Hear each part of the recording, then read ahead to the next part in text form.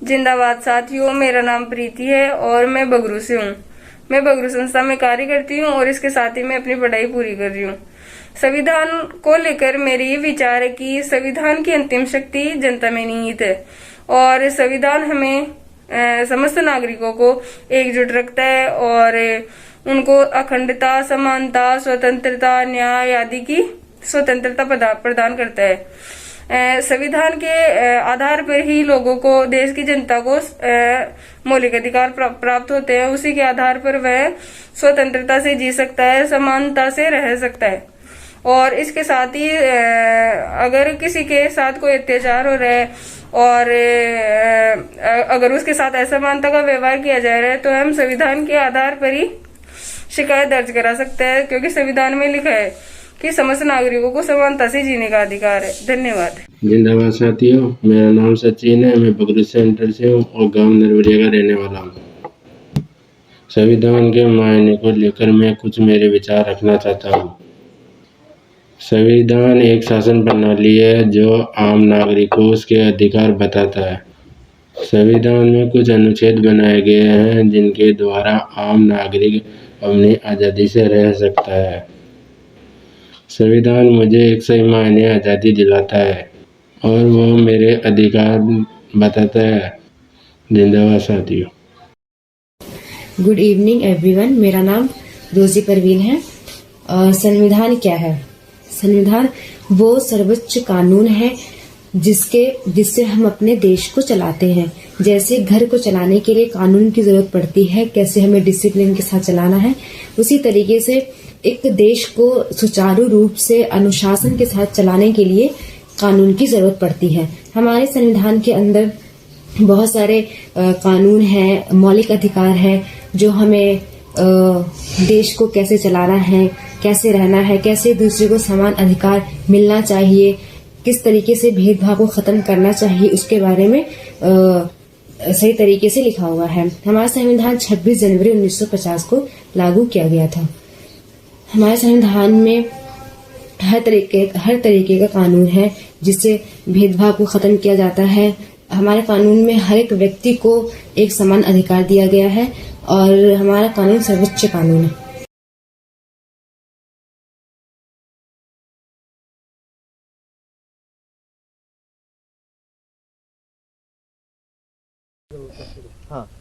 जी नमस्कार। ये सूफी सॉन्ग है हमारे पीर और मुर्शद का, जिन्हें हम सभी लंगा मंगनियार सब काफ़ी करीबन कलाकार लोग शहीद कम्युनिटी के हम मुरीद हैं। आज जो मैं सुनाने जा रहा हूँ, आज हम उन्हें जिंदा वली कहते हैं।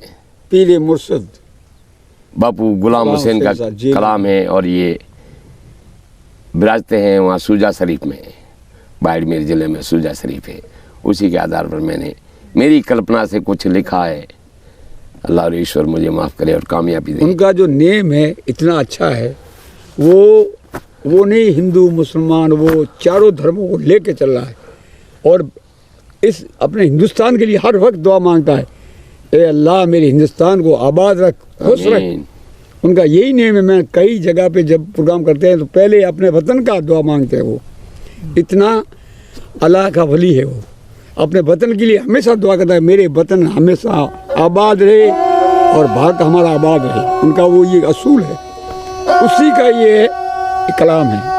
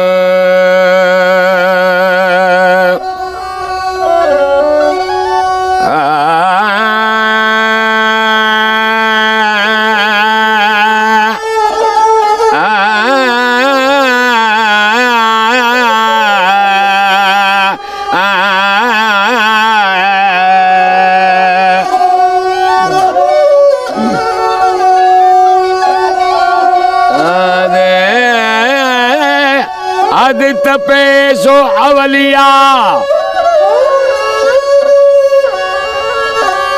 अरे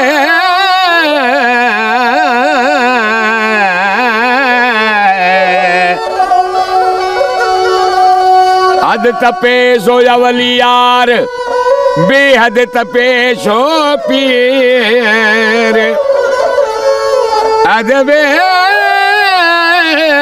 अदे अदे बे अदे दोनों तपेला वेरो नाम फकीर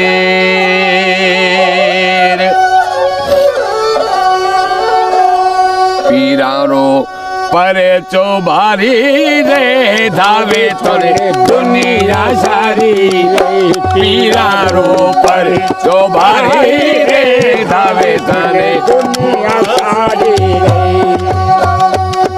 सुजारो सुजा शरीफ बनायो मक मकेरी आवे आवे सुजारो शरीफ बनायो मक मकेरी आवे ए राजे मन को बने मारा साजे मन सुधावे दुख पीड़ा मिटी जावे पीड़ारो परे जो भारी रे धावे तने दुनिया सारी रे पीड़ारो परे जो भारी रे धावे तने दुनिया सारी रे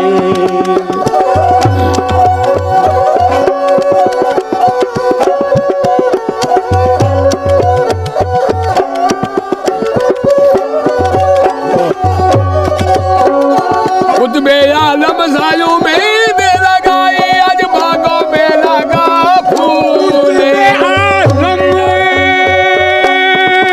आलम मुर्शद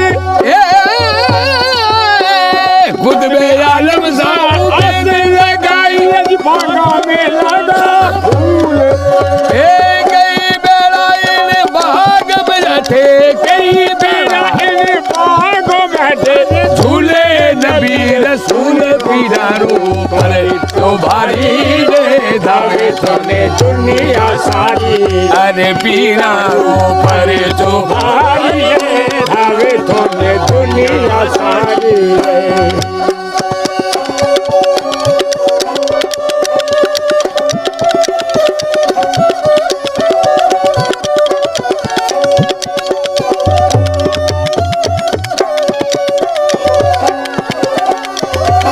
सिंधी गुजरात में जठे बापू ने माने खासे हिंदी गुजरात में जठे बापू ने माने खासे ए मारे बड़ी ने बड़ी गाँव रे यूबल बड़ी ने बड़ी गाँव रे यूबल अरे जबर पड़ो परी काज पीरारो पर भारी दे दावे तने दुनिया सारी अरे पीरारो पर जो भारी है भावे तने दुनिया सारी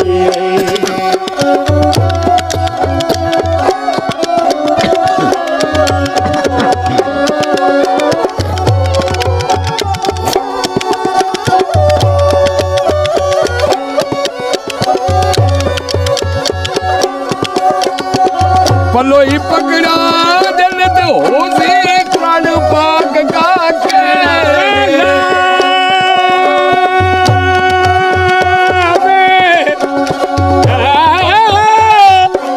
पलो ही पकड़ा जन्नत हो सी कुरान पाक का नबी के नक्शे कदम पर चलो नबी के नक्शे कदम पे चलो गुलाम हुसैन पीरारो पर जो भारी दावे थाने दुनिया सारी रे पीरारो पर जो भारी दावे थाने दुनिया सारी रे मुझे जड़ा प्रीत कही जे नमा पीरारी गावे जड़ा प्रीत कही जे नमा पीरारी गावे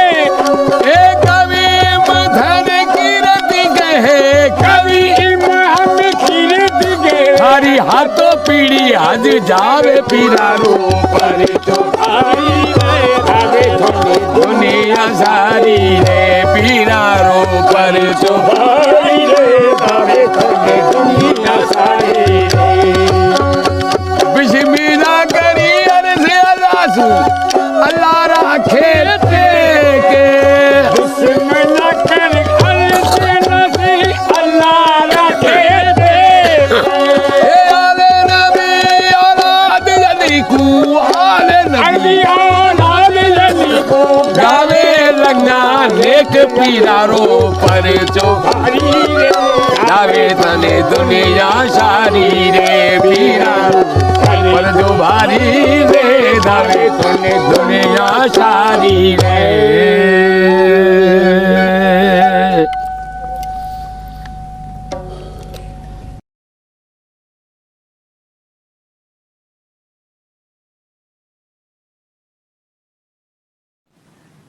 किसी भी लोकतंत्र में प्रोटेस्ट एक बहुत ही इम्पोर्टेंट संवैधानिक राइट होता है, क्योंकि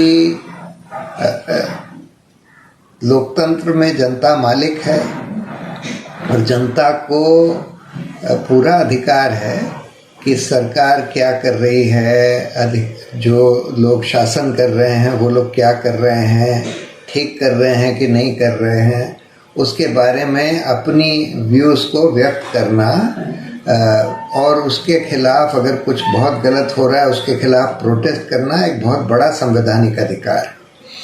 और कई बार सरकारें ये सोचती हैं कि भाई ये प्रोटेस्ट जो है कोई पब्लिक प्लेस में नहीं हो सकता, कोई रोड पर नहीं हो सकता, कोई पार्क में नहीं हो सकता, और कोशिश करती हैं कि भाई प्रोटेस्ट के लिए कोई जगह ना दी जाए। इस पर बहुत पहले एक सुप्रीम कोर्ट का फैसला हुआ था जिसमें यह सवाल उठा था कि भाई पार्क को क्या प्रोटेस्ट के लिए बंद किया जा सकता है, क्या ये सरकार कह सकती है कि पार्क में प्रोटेस्ट नहीं हो सकता। उसमें एक संविधान खंडपीठ ने, सुप्रीम कोर्ट ने बोला था कि नहीं, पार्क भी प्रोटेस्ट के लिए और चीज़ों के लिए भी, व्यायाम के लिए भी और प्रोटेस्ट के लिए भी इस्तेमाल किया जा सकता है। इसी तरह से रोड्स को भी ये माना गया है कि रोड्स पर भी प्रोटेस्ट हो सकता है। हाँ, बहुत ज़्यादा एक्सेसिव बाधा नहीं आनी चाहिए। जो लोग रोड को यूज़ कर रहे हैं अपने ट्रैवल के लिए या ट्रांसपोर्टेशन के लिए, उसमें बहुत एक्सेसिव बाधा नहीं आनी चाहिए, लेकिन उसका ये मतलब नहीं है कि रोड को नहीं यूज़ किया जा सकता। कुछ सालों से लेकिन हम ये देख रहे हैं कि प्रोटेस्ट की जो जगह हैं, खासकर दिल्ली जैसे जगह में जहाँ पर सबसे अहम जगह है, जो केंद्र सरकार का गढ़ है, कि यहाँ पर प्रोटेस्ट की स्पेस सब खत्म कर दी गई है। पूरे सेंट्रल दिल्ली में कंटिन्यूअसली धारा 144 लगाकर प्रोटेस्ट को अलाउ नहीं करते। उन्होंने जंतर मंतर किया था, लेकिन धीरे धीरे करके जंतर मंतर में भी परमिशन देनी बंद कर दी थी। तो उसके बाद मजदूर किसान शक्ति संगठन ने एक केस किया सुप्रीम कोर्ट में, जिसमें सुप्रीम कोर्ट ने बोला कि नहीं, आप ऐसे बंद नहीं कर सकते। और ये भी बोला कि बोट क्लब को भी आप, क्योंकि बोट क्लब में पहले सारी बड़ी बड़ी रैलीज वगैरह वहीं होती थी, कि बोट क्लब को भी खोल दिया जाए प्रोटेस्ट के लिए। लेकिन आज सब कुछ को नज़रअंदाज करके आज फिर वही चल रहा है कि भाई कहीं प्रोटेस्ट ना हो पाए, कोई पब्लिक प्लेस पर प्रोटेस्ट की परमिशन ना दी जाए। और जब से ये कोविड हुआ है तब से और ज़्यादा कोविड का इस्तेमाल करके उन्होंने प्रोटेस्ट वगैरह बिल्कुल प्रोहिबिट कर दिए हैं। तो और बोट क्लब को तो ये प्रधानमंत्री का एक नया आलीशान बंगला बनाने के लिए, नया पार्लियामेंट बनाने के लिए, अब बोट क्लब जो कि एक रिक्रिएशन के लिए भी एक पार्क था, प्रोटेस्ट की स्पेस तो थी, लेकिन रिक्रिएशन के लिए एक अहम पार्क था, उसको ख़त्म कर दिया। पूरे इंडिया गेट के सारे लॉन्स ख़त्म कर दिए। तो सिर्फ प्रोटेस्ट ही नहीं, हम तो ये देख रहे हैं कि दिल्ली में, खासकर ये सरकार, खासकर दिल्ली में व्यायाम की भी सारी जगह एक एक करके ख़त्म करती जा रही है। जहाँ पर लोग घूमने के लिए आते थे, टहलने के लिए आते थे, पिकनिक के लिए आते थे, वो सारी जगह एक एक करके ख़त्म करी जा रही हैं और सबको सरकार के लिए या सरकारी अधिकारियों के लिए रिस्ट्रिक्ट किया जा रहा है। तो ये एक बहुत ही खतरनाक ट्रेंड है जो कि आज इस सरकार के चलते हुए हिंदुस्तान में हो रहा है, और इसके खिलाफ आवाज उठानी पड़ेगी, इसके खिलाफ लड़ना पड़ेगा, कोर्ट में भी लड़ना पड़ेगा, कोर्ट के बाहर भी लड़ना पड़ेगा। और हमें उम्मीद है कि जितने भी हमारे एक्टिविस्ट हैं हिंदुस्तान में, इसके खिलाफ सब मिलकर आवाज उठाएंगे। तो मेरा नाम रेणु है, मैं बगरू से हूँ और मैं संविधान के मायने क्या है और ये हमें क्या देता है इस पर अपने कुछ विचार व्यक्त करना चाहती हूँ। मैं बताना चाह रही हूँ कि संविधान एक ऐसी बुनियादी नियमावली है जो समाज के लोगों में एक पूर्ण रूप से विश्वास और समन्वय पैदा करती है। ये समन्वय और विश्वास लोगों में एकता बनाए रखता है, उनमें भेदभाव की भावना को कम करता है और समानता लाता है। इसी के साथ संविधान हमें बताता है कि हमारे राइट्स क्या है, हमारी ड्यूटीज क्या है। ये राइट्स और ड्यूटीज हमें हमारे परिवार के प्रति, समाज के प्रति जीने के लिए, स्वतंत्रता के साथ जीने के लिए किस तरह से हमें जीना है, किस तरह से हमें दूसरों को सम्मान देना है और कैसे समानता को बनाए रखना है, ताकि हम अपने देश में से जातिवाद, भेदभाव और इन सबको मिटा सके और एक संपूर्ण अच्छे स्वस्थ देश का निर्माण कर सके। धन्यवाद। जिंदाबाद साथियों, मैं नदीम अख्तर डॉक्टर ए बालिका मेमोरियल ट्रस्ट से दिल्ली एसएफडी यूथ क्लस्टर में एज ए कोऑर्डिनेटर काम कर रहा हूँ। संविधान मेरे लिए वो नियम और कानून है जिससे हम अपनी ज़िंदगी को सुचारू रूप से चला सकते हैं और देश को, समाज के हर वर्ग को अच्छी तरह से तभी हो सकता है कि जब हम नियम का, संविधान का पालन करें। संविधान में हमें अधिकार मिले हुए हैं, लेकिन साथ साथ हमारे कुछ कर्तव्य भी हैं।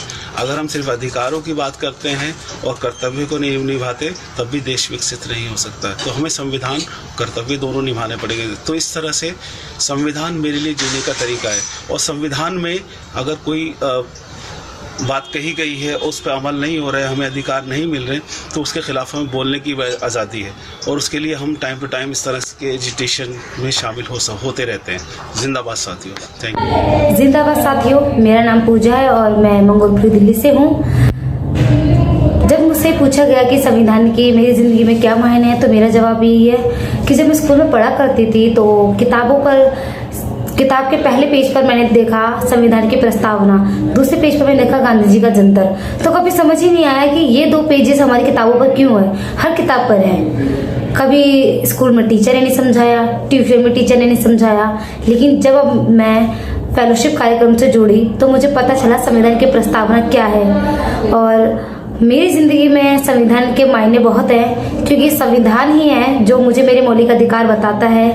और अगर मुझ पे किसी प्रकार की भी हिंसा, भेदभाव या किसी भी प्रकार का शोषण हो रहा है, तो मैं उनसे कैसे निजात पा सकती हूँ, कैसे लड़ सकती हूँ, अपने हक के लिए कैसे लड़ सकती हूँ, उन सब के लिए संविधान बहुत बड़ा हथियार है।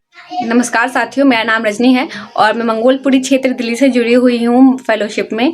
और संविधान मेरे लिए क्या है, संविधान मुझे क्या देता है? संविधान मुझे तमाम तरह के मेरे अधिकार देता है, मुझे मेरे कर्तव्य देता है, जो कि मुझे एक सभ्य नागरिक बनाता है इस देश का। और तमाम मेरे कर्तव्यों और अधिकारों के तहत मैं अपना प्रधानमंत्री और अपना MLA, अपना सब मैं खुद चुन सकती हूँ अपने वोट के द्वारा। और अगर जो मेरा MLA है या फिर जो मेरे प्रधानमंत्री हैं या जो भी तमाम मेरे मंत्रीगण हैं और मेरे प्रतिनिधि हैं, अगर वो सही काम नहीं करते तो मैं इसके खिलाफ आंदोलन कर सकती हूँ, अपने आवाज़ अपनी बात को रख सकती हूँ। और अगर मेरी बात को ना सुना जाए तो दूसरी बार चुनावों में मैं उस सरकार को नहीं चुन सकती हूँ और दूसरी किसी सरकार को चुन सकती हूँ। उस तरह के तमाम अधिकार मुझे मेरा संविधान देता है। धन्यवाद साथियों, मैं यहीं पर अपनी बात रखती हूँ। Hello, my name is Anna Vargas. I'm a Constitutional Values Fellow with the School for Democracy. As you all know, today is the Samvidhan Divas, where we commemorate the adoption of our Constitution in 1949. So I would like to take a few moments here to reflect on how constitutional values and its provision play a critical role in my work at the Fellowship. I'm currently involved with training Satins in using e-Mitra Plus machines. Apart from wider and important objective like empowering women and girls in the Panchayat, the Satins are critical frontline workers of the government who also help with increasing the outreach of the various government schemes and programs.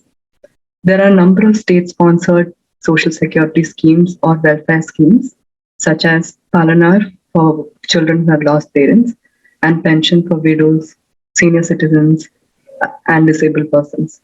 Satins help in identifying eligible persons in the panchayat for these schemes and adding them to the beneficiaries of the welfare programs.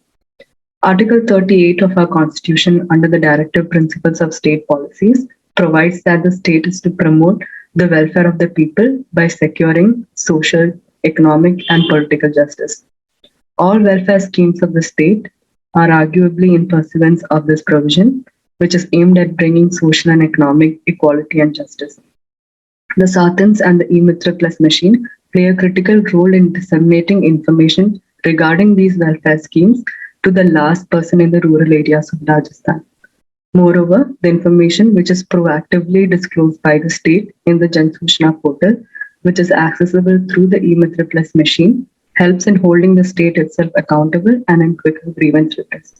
संविधान दिवस की सबको बहुत बहुत हार्दिक शुभकामनाएं। संविधान दिवस हम मना रहे हैं और हमने संविधान को अपनाया, लोकतंत्र को अपनाया। उससे पहले एक तरह का राजतंत्र था, राजाओं का राज था।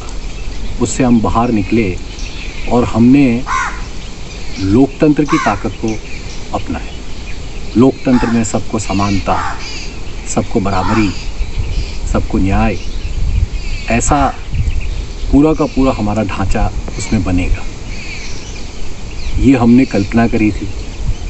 आज हमें 70 साल से ज़्यादा हो गए, हम इसके लिए आज भी संघर्ष करते हैं। खुशी की बात यह है कि इस संवैधानिक ढांचे और इस संवैधानिक व्यवस्था को भारत की जनता ने जिंदा रखा और आज भी लोकतंत्र में जनता की ताकत, जनता की आवाज़ की बड़ी वैल्यू है, बड़ी ताकत है। वो अभी हमने जो आंदोलन हुए और जिनमें सफलताएं मिली, लगातार उसको देखा। जितने भी बड़े आंदोलन हुए, सड़क पर जनता आई, चाहे सत्ता कितनी ताकतवर थी, चाहे उसके पास कितनी बड़ी संख्या थी, लेकिन जनता की आवाज़ सुनी गई। यही तो लोकतंत्र है। इस लोकतंत्र को ऐसे ही जिंदा रखना है और हर इस जन में, लोक में ये बात पहुंच जाए कि हमारी ताकत, मेरी ताकत, मिल के बनी हुई ताकत सबसे बड़ी है और वही है हमारे जीने का आधार। तो इस संविधान को बनाए रखना, लोकतंत्र में जीने की जो हमारी इच्छाएं हैं वो कायम रखना, ये सब हम मिल के इससे सीख रहे हैं। जनता सिखा रही है, लोग सिखा रहे हैं और संविधान का ढांचा हमें वो व्यवस्था दे रहा है। हमें उम्मीद है कि हम इस लड़ाई में लोक की शक्ति को जगाने का और उसके द्वारा इस संविधान को जिंदा रखने का काम लगातार करते रहेंगे। जिंदाबाद। मेरा नाम अंजलि है, मैं NCDHR के साथ काम करती हूँ। मेरा विंग जो है दलित आर्थिक अधिकार आंदोलन, दलित और आदिवासियों के एजुकेशनल और इकोनॉमिक राइट्स के लिए काम करता है। कॉन्स्टिट्यूशन की अगर बात की जाए तो मेरे लिए कॉन्स्टिट्यूशन के मायने बहुत अलग हैं। एक दलित महिला होने के नाते जो लेयर्स ऑफ ऑपरेशन है मेरे लिए, वो बाकी उच्च जाति की महिलाओं से काफ़ी ज़्यादा हैं, जैसे जेंडर, क्लास, कास्ट और इकोनॉमिक बेसिस पे। मेरा जो पूरा एग्जिस्टेंस है वो कॉन्स्टिट्यूशन के अराउंड रिवॉल्व करता है। जॉब करने के साथ साथ मैं ह्यूमन राइट्स की भी पढ़ाई कर रही हूँ। अगर कॉन्स्टिट्यूशन ना होता तो ना मैं आज वो पढ़ाई कर पाती, ना मैं यहाँ बैठ के आपसे बात कर रही होती, ना मैं ये साफ सुथरे कपड़े पहन रही होती, ना मुझे पानी पीने का अधिकार होता और ना मुझे समाज में खुलेआम घूमने का अधिकार होता। मेरी आज़ादी, मेरा हक और मेरी पूरी शिक्षा मुझे कॉन्स्टिट्यूशन की वजह से मिली है। तो इस कॉन्स्टिट्यूशन डे पे आई विश कि हर उस दलित और आदिवासी महिला को उसके हक दिए जाएं जो सदियों से वंचित रहे हैं। जय भीम।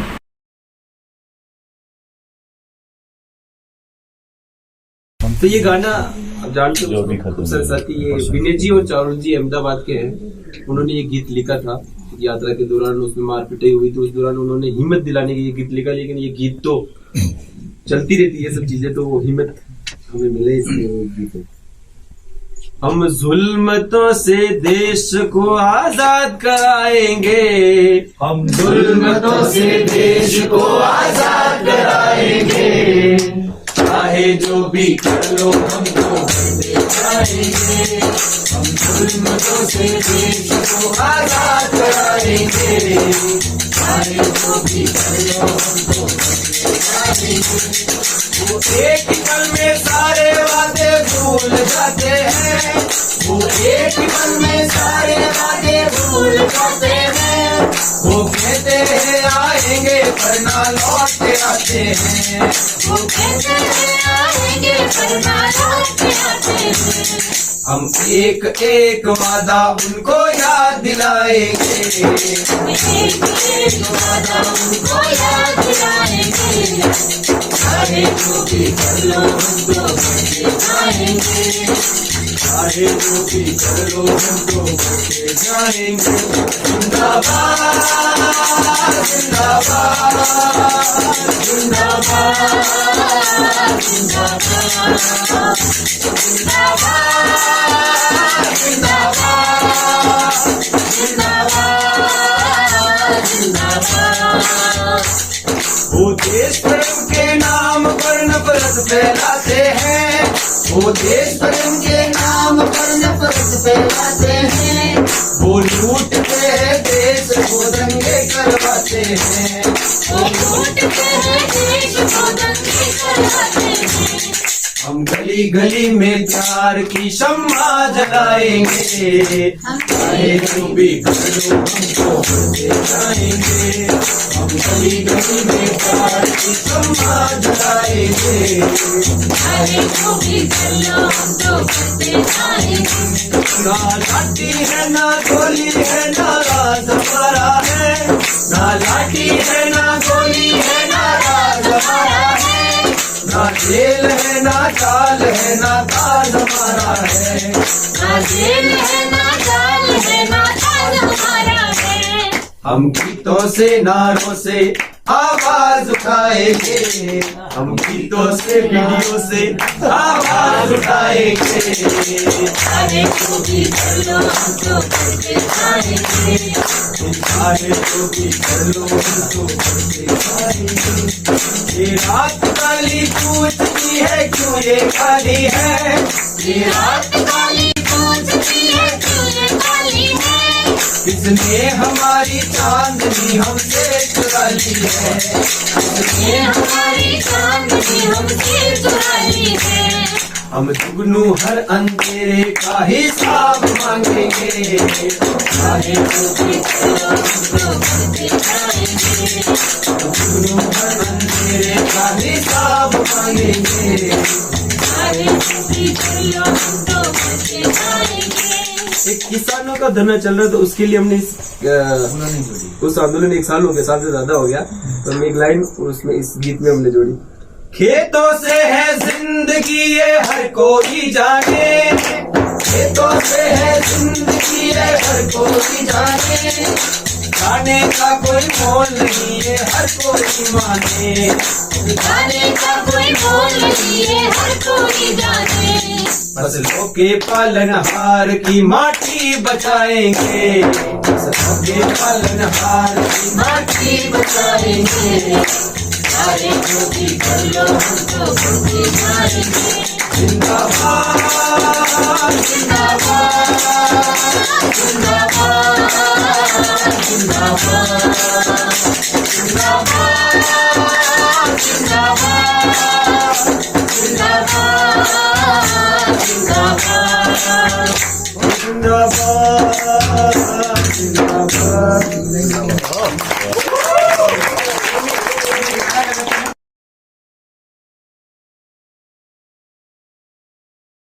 इस साल एक पूरा साल हो जाएगा जब किसानों ने एक आंदोलन करके साल भर के आंदोलन के बाद जीते। और क्यों ये साल भर माना जाएगा? क्योंकि 26 नवंबर 2020 को किसान दिल्ली आके बैठे और दिल्ली के बॉर्डरों पर उनको रोका गया कि नहीं, आप जंतर मंतर नहीं पहुंच सकते हो, जहां संसद के सामने ये अपनी बात रखना चाह रहे थे। वही संसद जिन्होंने उनकी बात सुनने का मौका नहीं दिया, वही संसद जहां स्टैंडिंग कमेटी ने उनकी बातों पर विचार भी करने का मौका नहीं मिला स्टैंडिंग कमेटी को, और उनको जहां रोक दिया गया बॉर्डर पर वो रुके नहीं। वो वहां रुक तो गए लेकिन अपने उद्देश्य में रहे और वहीं बैठ के उन्होंने आंदोलन चालू किया। किसानों ने दिल्ली को चारों तरफ से घेर लिया, सिंघू बॉर्डर भी था, तो टीकरी बॉर्डर भी था, तो गाजीपुर बॉर्डर भी था, तो शाहजहाँपुर बॉर्डर भी था। चारों तरफ से दिल्ली को घेर के कहा कि हम संसद आना चाहते हैं और संसद के सामने किसानों की बात रखना चाहते हैं। मूल बात रखने की है। जंतर मंतर से पहले बोट क्लब था जहां दिल्ली में जन आंदोलन के सारे लोग आते थे, और ये संविधान जन आंदोलन से बना है। राष्ट्रीय आंदोलन नहीं होता तो संविधान कहाँ बनता, देश आज़ाद नहीं होता तो संविधान कहाँ बनता, और देश आज़ाद भी हुआ एक जन आंदोलन से। तो ये जन आंदोलन एक देश की आत्मा की आवाज़ है, लोगों की आत्मा की आवाज़ है। उस आवाज़ को जगह देना बहुत बहुत महत्वपूर्ण है और संविधान ही उसकी रक्षा करता है। आज की तारीख में यदि हम देखें कि जंतर मंतर में बैठ सके तो कुछ ही लोग बैठ सके, उसको भी एक कोर्ट केस लड़ना पड़ा और कोर्ट केस से लड़के थोड़ी बहुत जगह मिली। बोट क्लब का भी केवल कह रहे हैं कि वहां जाके आप कैंडल लगा सकते हो।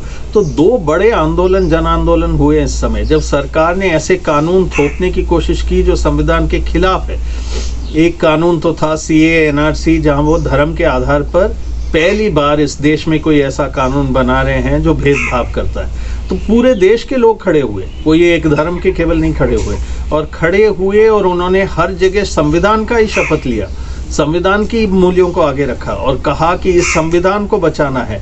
तो संविधान लोगों को बचाता है, लोग संविधान को बचाते हैं, और कहाँ से बचाते हैं, सड़कों से बचाते हैं। तो हर जिले में, ये केवल दिल्ली की बात नहीं, हर राज्य में, हर जिले में वो जगह हम लोगों ने RTI और नरेगा कहाँ प्राप्त किया, धरने आंदोलन में बैठ के शांतिपूर्वक ढंग से गांधी जी के तरीके अपना के, अंबेडकर जी की बातें करके कहाँ से किया।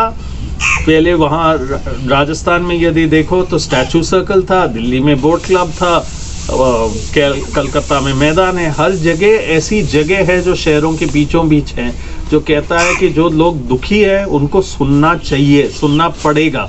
शांतिपूर्वक ढंग से जो बात रखे उनको अपनी बात रखने का पूरा हक है। संसद से भी ज्यादा महत्वपूर्ण जनता है, क्योंकि वही संसद के सदस्यों को बनाते हैं। तो जनता की आवाज रोकने का ये तरीका है। धारा 144 लगा दो, जगह बंद कर लो। आज किसानों ने केवल किसानों के मुद्दों पर जीत नहीं जीता है, केवल काले कानूनों को वापस लेने की जीत नहीं जीती है, उन्होंने जीत के दिखाया है कि आप जगह हमारी बंद कर दो तो भी हम जगह ढूंढेंगे, आप रास्ते बंद कर दो तो भी हम वहाँ उस रास्ते पर बैठ जाएंगे, आप हमारे खेतों के खिलाफ कानून लेओगे तो हम आएंगे और लोकतांत्रिक तरीके से अपनी बात रखेंगे। और वो लोकतंत्र और ये पूरी चीज़ें, ये इस देश की आत्मा है, आवाज़ इस देश की आत्मा है, लोकतंत्र की आत्मा है, दुखी लोगों को न्याय ढूंढने की जगह है। और इसीलिए संविधान दिवस पर सबसे बड़ी बात है कि हमारी अभिव्यक्ति की आज़ादी, और अभिव्यक्ति की आज़ादी तब तक संभव नहीं है जब तक हम जगह नहीं दें लोगों को अपनी बात रखने के लिए सबके सामने शांतिपूर्वक ढंग से। வணக்கம், என் பேர் சிவகாமி. நான் ஒரு மாற்றுத்திறனாளி. நான் தமிழ்நாட்டில இருந்து பேசுறேன். மாற்றுத்திறனாளிக்கான சமமான கண்ணியமிக்க வாழ்க்கையை உறுதிப்படுத்துவதே சட்டத்தின் கடமையாகும். 2016 மாற்றுத்திறனாளிகளில் சட்டம் உரிமைகளை உறுதி செய்யப்பட்டுள்ளது. ஆனால் மக்கள் இன்னும் மாற்றுத்திறனாளிகளை பரிதாபத்துக்குரியவர்களை பார்க்கின்றனர். இந்த பார்வை, இந்த நிலைமை மாற வேண்டும். இந்திய அரசியலமைப்பு சட்டத்தின்படி மாற்றுத்திறனாளிகளுக்கு அனைத்து உரிமைகளும் வழங்கப்பட வேண்டும். மேலும் மாற்றுத்திறனாளிகளுக்கு ஏற்றவாறு தங்குதடையின்றி சூழ்நிலைகளை ஏற்படுத்தி தர வேண்டும். மாற்றுத்திறனாளிகளுக்கு வேலை வாய்ப்புகளை உறுதி செய்யப்பட வேண்டும் என்பதை இத்தருணத்தில் நான் தெரிவித்துக் கொள்கிறேன். வணக்கம். My name is Zohra. मेरे लिए संविधान के बहुत ज़्यादा मायने हैं। संविधान किसी भी धार्मिक ग्रंथ से बहुत ज़्यादा मायने रखती है। वह किसी भी लोगों के बीच में कोई बाउंड्री नहीं क्रिएट करती, सबको बराबर अधिकार देती है, सभी लोगों को एक समान समझती है, जो कि हम सभी हैं इंसान, कोई धर्म हमें आपस में बांट नहीं सकता। मैं डॉक्टर भीमराव अंबेडकर की बहुत ज़्यादा रिस्पेक्ट करती हूँ, उनके पूरे काउंसिल की, जिन्होंने अपने इतने अच्छे विचारों से हमारे देश का इतना अच्छा संविधान बनाया है। संविधान के भले ही वर्ड्स थोड़े मुश्किल हो, बट उनका जो मीनिंग है वो बहुत ही इजी है और वो सभी लोगों के हक में है। वह किसी को ऊंचा नीचा नहीं समझता, वह सभी को एक बराबर समझता है।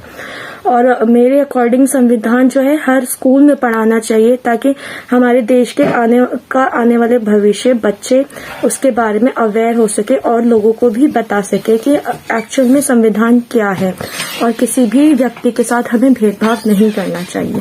Thank you. मेरा नाम गोविंद है और मैं बगरू से हूँ।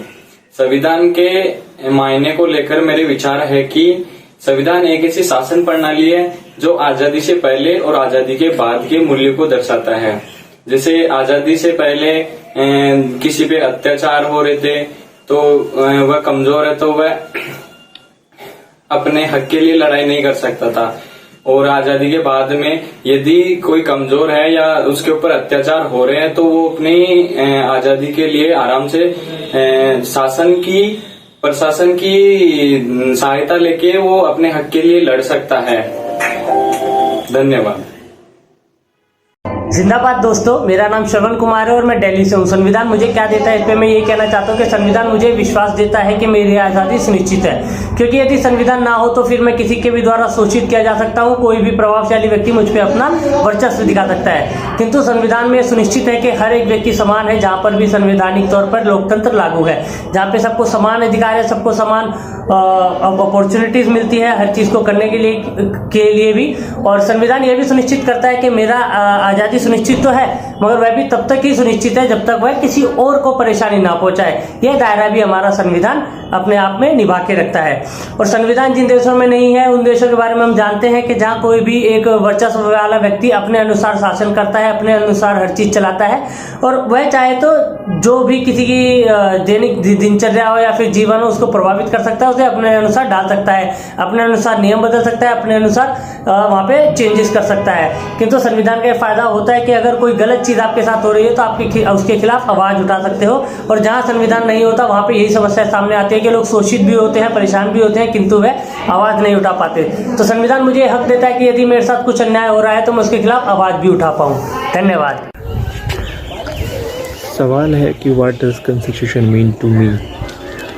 तो basically from the just perspective से मैं देख रहा हूँ, मुझे लगता है आज इस देश में रहने के लिए और खुशी से ज़िंदगी बिताने के लिए जो एकमात्र सहारा जो हम लोगों के लिए है, हम लोगों का रक्षक और संविधान है। ऐसे वक्त में जहाँ सरकारें जुल्म ढाती हैं, जहाँ पर समाज जुल्म ढाता है, वहाँ पर एक किताब हमारा रक्षक बन के आता है।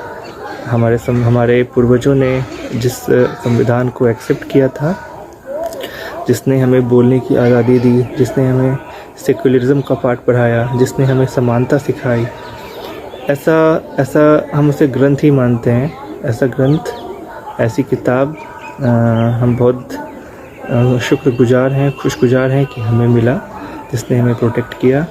इसने हमारे right to live and right to life with dignity को हाईलाइट किया है, जिसमें ये बताया गया है कि आप न केवल रहिए, आप पूरे इज़्ज़त के साथ रहिए, जिसमें हमारे हर राइट को प्रोटेक्ट किया जाएगा।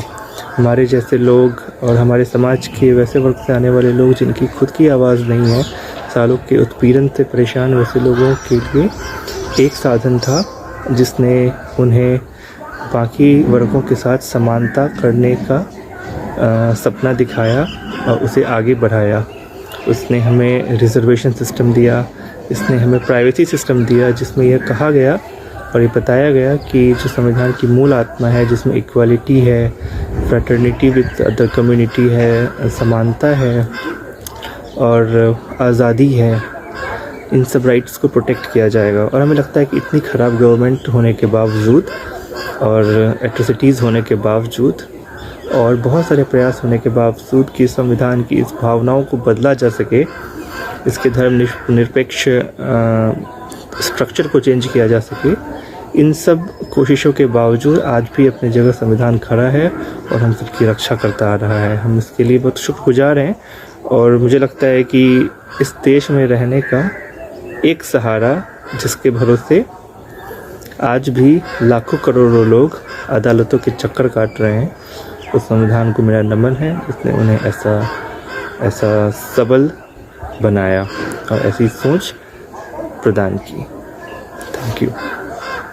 मैं दौलतराज नागोड़ा एडवोकेट हूँ और मजदूर किसान शक्ति संगठन एक सामाजिक संगठन है, उनके साथ भी जुड़ा हुआ हूँ। और देश में जो संविधान पारित हुआ 26 जनवरी 1950 को लागू हुआ और 26 नवंबर को अंगीकृत हुआ, और संविधान इस देश की आत्मा है। हमारी संविधान ही सर्वोपरि है। यदि संविधान नहीं होता तो आज दलित, आदिवासी, घुमंतु, अल्पसंख्यक तबके के लोगों को जो अधिकार संविधान के अनुरूप मिले वो नहीं मिलते, और संविधान की बदौलत ही आज अच्छे पदों पर नियुक्ति मिली है। डॉक्टर, वकील, इंजीनियर आदि पदों पर दलित लोग गए हैं संविधान की बदौलत। जिंदाबाद साथियों, मेरा नाम राजशेखर है। मैं रोजी रोटी अधिकार अभियान के साथ जुड़ा हूँ। रोजी रोटी अधिकार अभियान खाद्य सुरक्षा के मुद्दों पर पूरे देश में ही लगभग पिछले 2 दशक से काम कर रहा है। आज का दिन हम संविधान दिवस के रूप में मनाते हैं। इस संविधान में सबसे महत्वपूर्ण भूमिकाओं में से एक नागरिक अधिकारों की होती है। नागरिक अधिकार किसी भी देश के लिए एक महत्वपूर्ण स्थान रखते हैं। नागरिक अधिकारों के रूप में शिक्षा, स्वास्थ्य, रोजगार, भोजन इत्यादि ये सारी चीजें ही आती हैं। बीते कुछ वर्षों से देखा जा रहा है कि इस देश में एक बहुत बड़े वर्ग को इन नागरिक अधिकारों से वंचित करने की कोशिश की जा रही है। यदि हम बात करें भोजन के अधिकारों की, तो इस वक्त लगभग 10 करोड़ ऐसी जनता है जिसे खाद्य सुरक्षा कानून के अंतर्गत आने वाले पीडीएस राशन से दूर किया गया है। और इस महामारी में यह वही जनता है जिस पर सबसे बड़ा संकट घिरा हुआ है। और यह बात न केवल भोजन के मुद्दों पर ही है, बल्कि रोजगार, पेंशन, स्वास्थ्य एवं अन्य सामाजिक सुरक्षाओं के से दूर होने वाली इस जनता के बारे में भी है, जिसे लगातार ही इन तमाम नागरिक सुरक्षाओं से दूर किया जा रहा है, और जिसका सीधा हमला पूरे ही लोकतांत्रिक ढांचे पर होता है। क्योंकि हम जिस लोकतंत्र में रहते हैं उसमें यह नागरिक अधिकार ही एक उस लोकतंत्र को मजबूत करते हैं। जिंदाबाद। I'm Mahvish. I'm Democracy and Constitutional Value Fellow for School for Democracy. I'll be talking about what does Constitution means to me. Constitution is the basic law of the land. It is the supreme law of the country. The Constitution is a source of power to the government. It constrains the power of the government. The Constitution gives the rights and duties of the citizens. There are some rights which are available to non-citizens as well. The Constitution tells about the structure of governance. The Constitution describes various organs of the government. The Indian Constitution provides that India should be a constitutional democracy, which means that the power should be with the people. The constitutional makers were well aware about the position of the women in society, so they made some special provisions for women.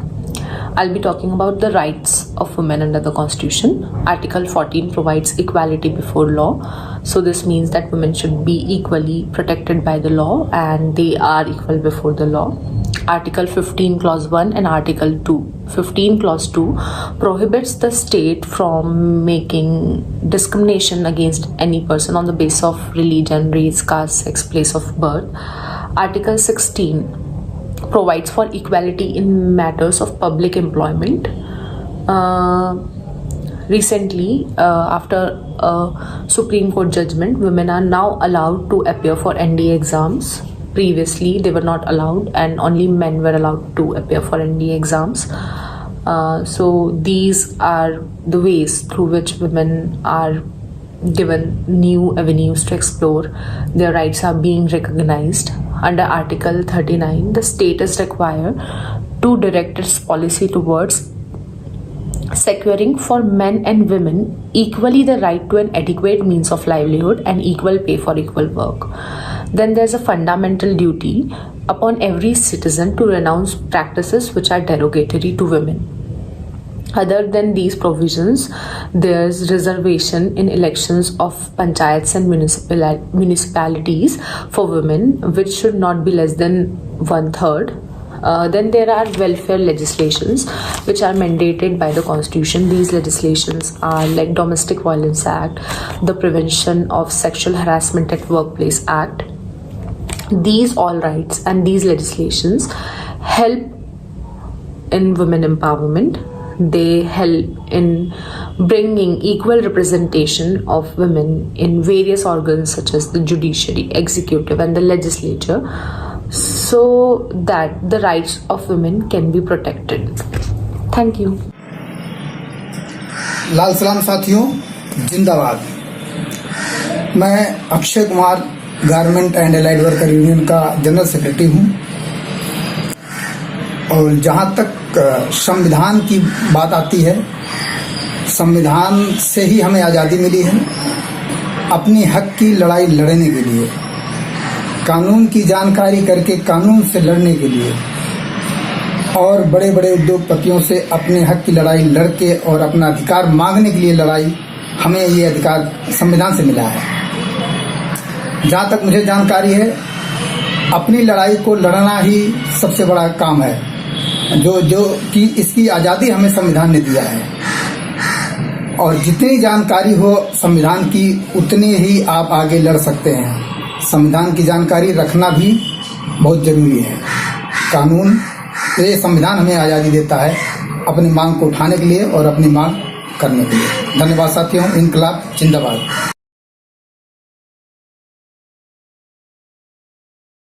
नमस्कार, मेरा नाम मोसिम खान। नमस्कार, मेरा नाम जावेद खान। नमस्कार, मेरा नाम बरकत खान। नमस्कार, मेरा नाम जावेद खान। नमस्कार, मेरा नाम असलम खान। नमस्कार, मेरा नाम आबिद खान। नमस्कार, मेरा नाम हकम खान।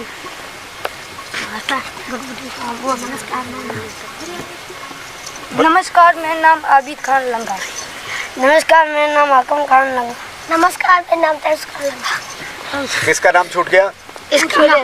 बोलो। नमस्कार, मेरा नाम समीर खान।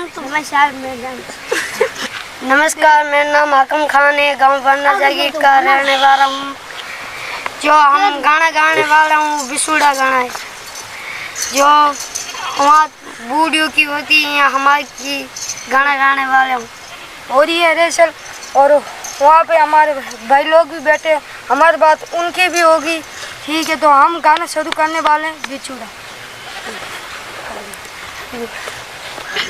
अरे गई मारे गई, अरे गई मारे गई, अरे उतारी साजन बिछुड़ों में दड़ी खेलवा गई जो, उतारी साजन बिछुड़ों में दड़ी खेलवा गई जो, दड़ी खेलवा गई मैं तो बेल खेलवा गई।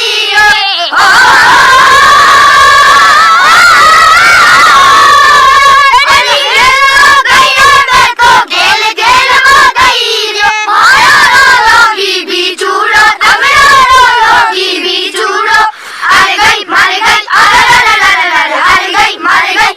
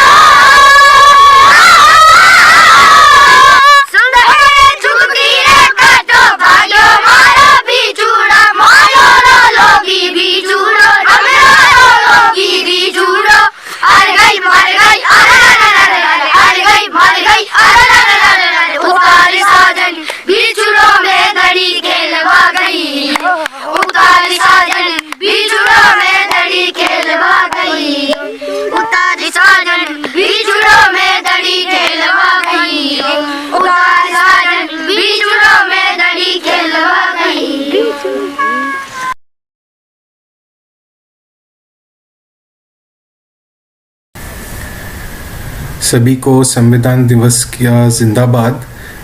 आज 26 नवंबर है, संविधान दिवस है, लेकिन आज 26 नवंबर को किसान दिल्ली पहुंचे हुए 1 साल होने जा रहा है। हालांकि किसान आंदोलन 1 साल से ऊपर से चल रहा है।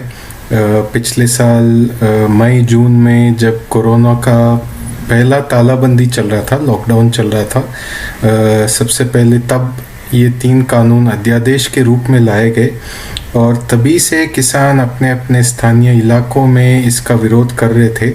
और पिछले साल सितंबर में जब संसद का सत्र चला, तब जो 3 अध्यादेश थे उनको संसद में पास करके कानून बनाया गया। हालांकि केंद्र सरकार इस खेती, किसानी, कृषि के मुद्दों पे संविधान के हिसाब से कानून नहीं बना सकता, क्योंकि संविधान कहता है कि ये इन मुद्दों पर राज्यों को कानून बनाना चाहिए और राज्यों का हक है इन चीज़ों पे निर्णय लेने का और कानून बनाने का।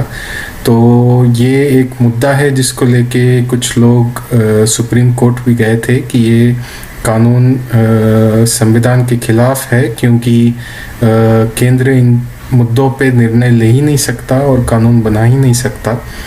पर उसके अलावा जो एक और बात है, जो संविधान के ऊपर एक काफ़ी बड़ी प्रहार है, जिस तरीके से ये कानून पास किए गए। राज्यसभा में जब ये कानून पेश हुए पास होने के लिए, तब एक जिस तरीके से पास किया गया उससे संविधान को एक काफ़ी बड़ी चोट लगी है, क्योंकि इस पे जो सांसद को सहमति देना था, उन्होंने जो आमतौर पे जो तरीका होता है कि उनको एक बटन दबाना होता है और बटन दबाने से गिना जाता है कि कितने सांसद किसी कानून के समर्थक है और कितने सांसद उसके खिलाफ हैं। लेकिन जब ये कानून पास किया गया तो ये तरीका नहीं अपनाया गया, एक वॉइस वोट के माध्यम से पास किया गया। वॉइस वोट का मतलब ये है कि लोग मुँह ज़बानी बोलते हैं कि वो कानून से सहमत हैं कि नहीं है, और मुँह ज़बानी ऐसा नहीं कि अलग अलग एक एक करके पूछा जाता है, सबको एक साथ पूछा जाता है। तो इससे सही तरीके से गिनना मुश्किल है कि कितने समर्थक थे और कितने लोग इसके खिलाफ में थे।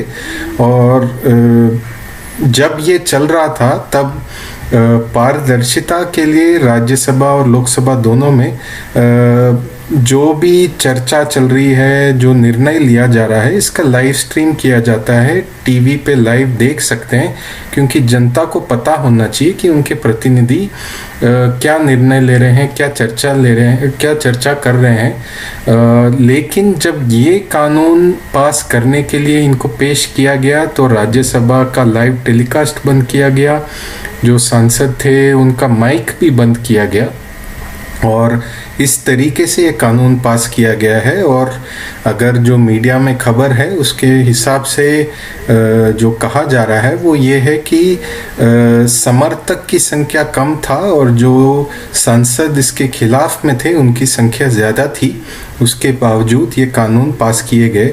तो ये करने से हमारे लोकतंत्र पे और हमारे संविधान पे भी एक बहुत बड़ा एक बहुत बड़ी चोट लगी है। लेकिन अब प्रधानमंत्री ने घोषणा किया है कि वापस लिए जाएंगे, और संसद में ये जो औपचारिकता है वापस लेने का वो अभी होना बाकी है। लेकिन उसके बावजूद किसान अभी कह रहे हैं कि एक समर्थन मूल्य की मांग है, न्यूनतम समर्थन मूल्य की, और जब तक वो चाहते हैं कि ये मांग भी पूरी हो आंदोलन ख़त्म करने से पहले।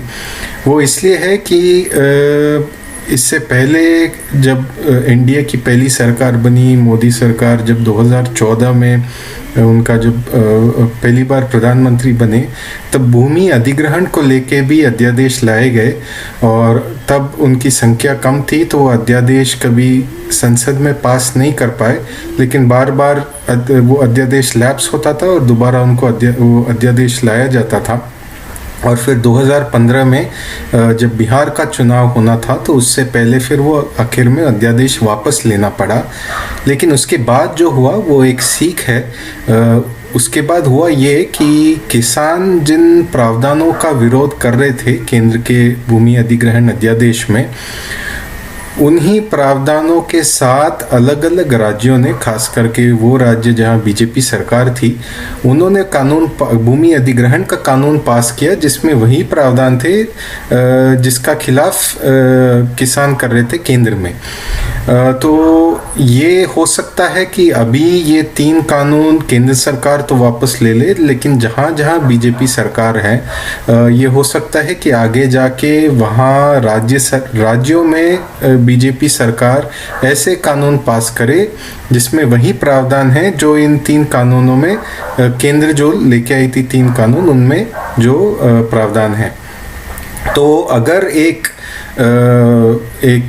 तरीका है कि ये ना हो तो उसके लिए यही तरीका है कि न्यूनतम समर्थन मूल्य की गारंटी की एक कानून केंद्र बनाए, और ताकि आगे जाके चाहे केंद्र हो या चाहे कोई भी राज्य हो, वो ऐसा कोई कानून बना नहीं पाएंगे जिससे न्यूनतम समर्थन मूल्य की गारंटी पे कोई प्रहार हो या उस पे कोई असर पड़े। तो इस वजह से, ताकि आगे भी जाके ऐसा कुछ ना हो या राज्यों द्वारा ऐसा कुछ ना किया जाए, इसीलिए किसान एक और मांग शुरू से कर रहे हैं और अभी भी उस मांग पे डटे हैं कि न्यूनतम समर्थन मूल्य की गारंटी पे भी एक कानून होना चाहिए। और उसके अलावा संविधान दिवस पे इस आंदोलन से और इस मुद्दे से हमें शायद इस पे भी सोचना चाहिए कि जिस तरीके से ये 3 कानून लाए गए, सबसे पहले अध्यादेश के रूप में लाए गए, उसके बाद इस पे सलाह मशवरा किसानों के साथ नहीं किया गया, जनता से नहीं की गई, और संसद में भी इस पे कुछ खास चर्चा नहीं हो पाया, और इस तरीके से ये कानून लाए गए। और सिर्फ इन 3 कृषि कानूनों की बात नहीं है, सीएए यानी नागरिकता की संशोधन का जो कानून लाया गया, या जम्मू कश्मीर को लेके आर्टिकल 370 का कानून भी जिस तरीके से लाया गया, इन सब में कई बार सांसदों को खुद पता नहीं था कि अगले दिन या उसी दिन भी कि ये कानून पेश होने वाले हैं, उनमें क्या क्या प्रावधान है। तो अगर सांसद को ही पता नहीं है कि क्या कानून में है और कब लाया जा रहा है, उसमें क्या क्या लिखा है, तो जनता से पूछने की बात तो दूर, यहाँ तो सांसद तक को भी पूछा नहीं जा रहा है कि उनका राय क्या है कानूनों पर। तो ये सूचना के अधिकार अभियान भी कई दशक से कहते आ रहा है, और इस पे हमें आज संविधान दिवस पे भी सोचना चाहिए कि 5 साल में एक बार वोट देने के अलावा नागरिक को एक लोकतंत्र में कैसे और भागीदारी दी जाए, उनको कैसे खास करके कानून बनाने के प्रक्रिया में उनकी आवाज़ इस प्रक्रिया में कैसे पहुंचाया जाए, जनता की राय कैसे ली जाए, ताकि जो कानून बने वो ऐसे कानून बने जो जनता चाहती है, उसमें ऐसे प्रावधान हो जो लोग चाहते हैं, और उनके खिलाफ कोई कानून नहीं लाया जाए या उनमें कोई ऐसा प्रावधान ना हो जो उनके हित के खिलाफ हो। तो इसके लिए जब यूपीए की सरकार बनी थी दूसरी बार 2009 से 2024 के बीच में, तब एक प्री लेजिस्लेटिव कंसल्टेटिव प्रोसेस का एक एडवाइजरी रूप में एक पॉलिसी बनाया गया, यानी एक ऐसी नीति बनाई गई। हालांकि ये नीति एक तरीके से सलाहकारी ही है, ये फिलहाल अनिवार्य नहीं है, लेकिन वो नीति ये कहती है कि जब भी कोई कानून बन रहा है तो लोगों से सलाह मशवरा करना चाहिए, उनकी राय पूछनी चाहिए, खासकर कि वो लोग जो इस कानून से प्रभावित हो। तो आज संविधान दिवस पे शायद हमें इस पे भी थोड़ा सोच विचार करना चाहिए, किसान आंदोलन को देखते हुए, या पिछले जब से ये दूसरी बार एनडीए सरकार बनी है, जिस तरीके से अलग अलग कानून को लाया गया है उन पे जो और जिस तरीके से पास हुए हैं, हमें आज शायद ये सोचना चाहिए कि हम क्या कर सकते हैं कि इस तरीके का जो प्री लेजिस्लेटिव कंसल्टेटिव प्रोसेस है, यानी कानून लाने से पहले नागरिक से कैसे पूछा जाए कि वो क्या चाहते हैं इस कानून से, और उनकी राय भी इसमें जोड़ने का एक प्रक्रिया बनाए और वो प्रक्रिया अनिवार्य हो। इस पे हम आज थोड़ा सोचें, ताकि संविधान के हिसाब से जब हम कहते हैं कि हम भारत के लोग, तो वास्तव में भारत के लोग की आवाज़ पहुँचे कानून बनाने की प्रक्रिया में और लोकतंत्र को और गहरा बनाया जाए। इन्हीं विचारों से मैं अपनी बात समाप्त करता हूँ। सभी को संविधान दिवस का जिंदाबाद। धन्यवाद। എൻ്റെ പേര് മീര, ഞാൻ കേരളത്തിൽ നിന്നാണ്. ഇന്ന് നവംബർ 26 ഭരണഘടനാ ദിവസം. എന്താണ് ഭരണഘടനയുടെ പ്രാധാന്യം നമ്മുടെ ജീവിതത്തിൽ? ഭരണഘടന എന്താണ്? അല്ല, നമ്മളിൽ എത്ര പേർക്കറിയാം ഭരണഘടന എന്താണെന്ന്? എല്ലാവരും കേട്ടിട്ടുണ്ടാവും, റിപ്പബ്ലിക് ഡേ ഉണ്ട്, 26-ാം തീയതി ജനുവരി നമ്മൾ ആഘോഷിക്കുന്നു, ഭാരതം ഒരു റിപ്പബ്ലിക്കാണ്, ഇത്രയൊക്കെ എല്ലാവർക്കും അറിയാം. പക്ഷേ ഭരണഘടന എന്ന് പറഞ്ഞാൽ എന്താണ് BR അംബേദ്കർ മറ്റ് 290ഓളം പേരും അന്ന് കോൺസ്റ്റിറ്റ്യൂവൻ്റ് അസംബ്ലിയിൽ ഇരുന്ന് എഴുതിയത്? അതിനെന്താണ് നമ്മുടെ ജീവിതത്തിൽ പ്രാധാന്യം? ഇതെല്ലാം അന്വേഷിക്കുകയും അറിയുകയും ഈ വിവരം മറ്റുള്ളവരിലേക്ക് എത്തിക്കുകയും ചെയ്യേണ്ടത് ഈ കാലത്ത് വളരെ പ്രധാനപ്പെട്ട ഒന്നാണ് എന്നാണ് എൻ്റെ അഭിപ്രായം. ഭരണഘടനയിൽ പറയുന്ന കുറച്ച് മൂല്യങ്ങളുണ്ട്. നമ്മളുടെ ജീവിതത്തെ മുന്നോട്ട് നയിക്കേണ്ട മൂല്യങ്ങൾ എന്താണ് എന്നതാണ് അവ. Equality, justice, fraternity, liberty. ഈ മൂല്യങ്ങൾ നമ്മുടെ ജീവിതത്തെ നയിക്കുക മാത്രമല്ല, ഈ മൂല്യങ്ങൾ നമ്മുടെ ജീവിതത്തിന് ആധാരമാവുകയും ഈ മൂല്യങ്ങൾ നമ്മൾക്ക് അവകാശങ്ങളാവുകയും ചെയ്യുകയാണ് ചെയ്യുന്നത്. അതിനാൽ തന്നെ ഈ ഭരണഘടനാ ദിവസത്തിൽ എല്ലാവരോടും എനിക്ക് ഇത് തന്നെയാണ് പറയാനുള്ളത്. ഭരണഘടനയെക്കുറിച്ച് അറിയൂ. ടെക്സ്റ്റ് ബുക്കുകളിൽ വായിക്കുന്നതോ അല്ലെങ്കിൽ നിങ്ങളുടെ വാട്സാപ്പ് ഫോർവേഡുകളിൽ വരുന്നതോ മാത്രമല്ല, അതിനു മുൻപോട്ട് വന്ന് ഭരണഘടനയെ തന്നെ വായിക്കൂ, അംബേദ്കറുടെ വാക്കുകൾ വായിക്കൂ, മുന്നോട്ട് പോകൂ. ജയ് ഭീം, जिंदाबाद। मेरा नाम सुगना है, गांव कायाभिला, रायपुर ब्लॉक। भारतीय संविधान एक सर्वोच्च विधान है जो हमें अपने कर्तव्य, मूल्य, अधिकार, हक आदि का ज्ञान कर। भारतीय संविधान प्रत्येक भारतीय के सपनों को एक ताने बाने के रूप में बुनने का मार्ग दिखाता है। भारतीय संविधान हमें अपने कर्तव्य एवं अधिकार के बारे में जानकारी प्रदान। भारतीय संविधान हमें अपनी जिम्मेदारी निभाने का मार्ग प्रदान करता है। संविधान सर्वोच्च विधान है जो प्रत्येक भारतीय को अपनी पसंद का धर्म चुनने की आज़ादी प्रदान करता है, ताकि प्रत्येक धार्मिक समूह भारत में सुरक्षा और अपनापन महसूस कर सके। धन्यवाद। साथियों, मेरा नाम सुनील कुमावत है और मैं बगरू का रहने वाला हूँ। जैसा कि पूछा गया है कि संविधान के बारे में अपने विचार साझा करने, तो मेरे विचार ये है कि संविधान एक ऐसी शासन प्रणाली है जिसमें सबसे ज्यादा सत्ता यानी सबसे ज्यादा पावर जनता के पास होती है और हमें यह बताता है कि समाज में निर्णय लेने की शक्ति किसके पास है और सरकार कैसे चुनी जाती है यह हमें बताता है। और अपन कोई प्रतिनिधि चुनते हैं तो उनके प्रति हमारा क्या जवाबदेही होता है और उनको चुनने के बाद में हमारे प्रति उनका क्या जवाबदेही होता है, ये हमें मतलब संविधान बताता है। और ये हमारे मौलिक कर्तव्य और मौलिक अधिकार बताता है। और ये ऐसी कानून व्यवस्था है और संविधान ऐसी कानून व्यवस्था है जिसमें कि सभी वर्ग सभी के लिए न्याय बराबर मिलता है और इससे कि समाज में हिंसा कम होती है, सभी के प्रति प्रेम बढ़ता है और सभी मिलजुल कर आराम से रह सकते हैं। धन्यवाद। जिंदाबाद साथियों, मैं इसरार दिल्ली यूथ क्लस्टर से। संविधान शब्द सम और विधान 2 शब्दों से मिलकर बना है। सम का अर्थ सम्मान, बराबरी और विधान का अर्थ नियम और कानून होता है, अर्थात वह कानून वह नियम जो सभी नागरिकों पर बराबर लागू हो संविधान कहलाता है। किसी भी देश को सही तरीके से चलाने के लिए संविधान की ज़रूरत पड़ती है तथा संविधान हमें नियम के दायरे में रहकर कार्य करने की आज़ादी देता है। जिंदाबाद। नमस्कार, मेरा नाम कैलाश बैरवा है और मैं कोटा से हूँ।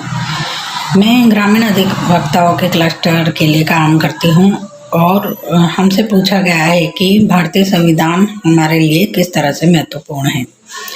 तो भारतीय संविधान सर्वप्रथम 26 जनवरी 1950 को लागू किया गया है और इसके अध्यक्ष डॉक्टर भीमराव अंबेडकर है। भारतीय संविधान की कुछ एक विशेषता है जिनको मैं संक्षिप्त रूप में आपको बताना चाहती हूँ। सर्वप्रथम तो भारतीय संविधान लंबा व लिखित संविधान है। इसके आंतरिक व बाह्य स्रोत है। यह एक लचीला व कठोर संविधान है जिसका कि ये मिश्रण है। भारतीय संविधान में एकल नागरिकता प्रदान की गई है। मौलिक अधिकार प्रदान किए गए जो कि भाग 4 में अनुच्छेद 12 से 35 में दिए गए हैं। राज्य की नीति निर्देशक तत्व है जो कि आयरलैंड से लिए गए हैं। मौलिक कर्तव्य है। भारतीय संविधान में सार्वभौमिक मताधिकार प्रदान किए गए हैं और स्वतंत्र निष्पक्ष न्यायपालिका भी भारतीय संविधान में दी गई है जो कि हमें अमेरिका से मिली है। भारतीय संविधान में संसदीय शासन प्रणाली है जो कि ब्रिटेन से ली गई है। संसदीय शासन प्रणाली के अंतर्गत राज्यसभा, लोकसभा और संसद तीनों सम्मिलित किए गए। त्रिस्तरीय शासन है। पंथनिरपेक्ष राज्य है। भारतीय संविधान व्यक्ति को सामाजिक, आर्थिक, राजनीतिक और न्यायिक सुविधाएं प्रदान करता है और व्यक्ति को गरिमापूर्ण जीवन जीने के लिए प्रेरित करता है। धन्यवाद। को जिंदाबाद। मेरा नाम सिलू है। 26 नवंबर 1949 को हमारे देश के संविधान को संविधान सभा में पेश किया गया था और संविधान की वजह से हमें बहुत सारे अधिकार मिले जिसमें समानता का अधिकार, स्वतंत्रता का अधिकार, शोषण के विरुद्ध का अधिकार और भी अधिकार हमें मिले हैं। और इसमें बाबा साहब भीमराव अंबेडकर का बहुत बड़ा योगदान रहा है और इसमें संविधान को बनाने का मेन उद्देश्य का विभिन्न वर्गों के बीच के अंतर को बराबर रखना ही संविधान का मुख्य उद्देश्य है। और बाबा साहब भीमराव अंबेडकर ने इसके लिए भेदभाव के प्रति, कानून के प्रति, किसी के जात के प्रति कानून बनाए थे। किसी को छोटा न किसी को बड़ा, सभी को समान माना जाता है। जिंदाबाद। साथियों, मैं इरशाद अहमद बालीगढ़ ट्रस्ट से 26 नवंबर 1949 को भीमराव अंबेडकर ने संविधान लागू किया। संविधान मेरे जीवन के विकास के लिए उतना ही ज़रूरी है जितना शरीर के विकास के लिए खाना। संविधान ही हमें हमारे अधिकारों, हमारे कानूनों का संरक्षण करता है। संविधान हमें समानता के साथ जीने रहने का अधिकार देता है। स्वतंत्रता के साथ कहीं पे भी आने जाने का अधिकार देता है। शोषण के विरुद्ध अधिकार देता है। धार्मिक स्वतंत्रता का अधिकार देता है। हम किसी भी धर्म को, किसी भी कल्चर को अपना सकते हैं। संवैधानिक अधिकार देता है। हमारे अधिकारों की सुरक्षा करता है। शिक्षा का अधिकार देता है। हम शिक्षा पाने के लिए कहीं पे भी आ जा सकते हैं स्वतंत्रता के साथ। हमारी संस्कृति की रक्षा करता है। हम कहीं पे भी किसी भी तरह का कार्य कर सकते हैं। हमारे कार्य करने का, काम करने का अधिकार देता है। संविधान ही ये दायरा तय करता है कि किस तरह के कानून बनेंगे, किस तरह के अधिकार लोगों को दिए जाएंगे ताकि लोगों को किसी भी तरह की उनको ठेस या हानि ना पहुंचे, इसका ख्याल रखता है। संविधान एक दायरा तय करता है जिसमें सभी को समान अधिकार मिले, समानता के साथ रहने का अधिकार मिले, कोई किसी पे शोषण ना करे। जय हिंद साथियों। Namaste Andy, na peru J. Vijayavardhan. I'm a lawyer based out of Hyderabad, and to celebrate the 72nd anniversary of India's Law Day, నేను కొన్ని మాటలు మాట్లాడాలనుకున్నా on what the Constitution means to me. ఇది ఏ నేపథ్యంలో చూడాలంటే జార్జ్ ఆర్వెల్ గారు అన్నారండి, power corrupts and absolute power corrupts absolutely. ఒక నియంతని, ఒక ప్రజాస్వామ్యాన్ని ఒక నియంత కిందకి వెళ్లకుండా చూసుకునే ఆ డాక్యుమెంటే మన భారతీయ రాజ్యాంగం. ఈ భారతీయ రాజ్యాంగం క్రియేట్ చేసిన వ్యవస్థల వల్లే మనకి లిమిటెడ్ గవర్నెన్స్ ఉందండి. ఇప్పుడు అంటే ఎవరు there is no one who's the final authority here. అంటే ఇప్పుడు మన గవర్నమెంట్ ఒక డెసిషన్ తీసుకుంటే అది మన మానవ హక్కులో ప్రాథమిక హక్కులకి విరుద్ధంగా ఉంటే మన సుప్రీం కోర్ట్ వచ్చి ఆ లాస్ని కొట్టివేయచ్చు. అలాగే సుప్రీం కోర్ట్ ఏదైనా తప్పుడు డెసిషన్ తీసుకుంటే మన ప్రభుత్వం ఒక కొత్త చట్టం తీసుకొచ్చి దాన్ని కరెక్ట్ చేయొచ్చు. ఇలా మనుషులు మారిపోవచ్చు అండి, కానీ మన రాజ్యాంగం సృష్టించిన వ్యవస్థలు ఎప్పటికీ అలాగే ఉంటాయి. 1950s జమీందారీని తరిమి కొట్టాలని మన దేశం నుంచి మన ప్రభుత్వం ప్రయత్నిస్తున్నప్పుడు మన సుప్రీం కోర్ట్ అంతలా వాళ్ళని సపోర్ట్ చేయలేదు, అయినా కూడా అవి జరిగాయి. అలాగే 1970s ఎమర్జెన్సీ వచ్చినప్పుడు మన ప్రభుత్వం తప్పటడుగులు వేస్తున్న మన సుప్రీంకోర్టు దగ్గరుండి వాటిని అరికట్టడానికి ప్రయత్నించింది. సో ఇప్పటిదాకా 15 ప్రధానమంత్రులు మారారు, కానీ మన కాన్స్టిట్యూషన్ స్పిరిట్లో ఇప్పటికీ అలాగే ఉంది. సో ఒక భారతీయ నాగరికుడిగా నాకు నా స్వేచ్ఛ, నా వెల్ బీయింగ్ అవన్నీ ఎక్కడి నుంచి ఎవరు ప్రొటెక్ట్ చేస్తున్నారంటే ఏ మనిషో కాదండి, ఒక ముఖ్యమంత్రి, ప్రధానమంత్రి, న్యాయాధికారి కాదండి మన భారతీయ రాజ్యాంగం. Thank you. जय हिंद साथियों, मेरा नाम रुकैया है. मैं डॉक्टर एवी बालिका मेमोरियल ट्रस्ट से. जैसे कि आज का क्वेश्चन है कि संविधान हमारे लिए क्या मायने रखता है. संविधान हमारे लिए क्या, हर एक भारतीय नागरिक के लिए मायने रखता है, क्योंकि हम एक भारतीय नागरिक होने के लिए ज़रूरी है कि हमें संविधान की सूझबूझ होना, हमारा संविधान हमसे क्या चाहता है और हम संविधान से क्या चाहते हैं, इस चीज़ की जानकारी होना हर एक भारतीय नागरिक को ज़रूरी है. जैसे हमारा संविधान हमें बताता है कि हम भारतीय नागरिक हैं, तो हम किसी भी धर्म में अपनी मर्ज़ी से एक स्वतंत्रता देता है हमें कि हम किसी भी धर्म में जा सकते हैं, अपना सकते हैं, कहीं भी आने जाने की, कहीं भी रहने की हमें पूरी अनुमति है. शिक्षा प्राप्त करने की संविधान हमें ऊंच नीच नहीं सिखाता. और दूसरा कि हम अपने संविधान को फॉलो करके ही एक अच्छे नागरिक बन सकते हैं. ज़रूरी है कि हम अपने संविधान को फॉलो करें और उसके अकॉर्डिंग चलें. धन्यवाद.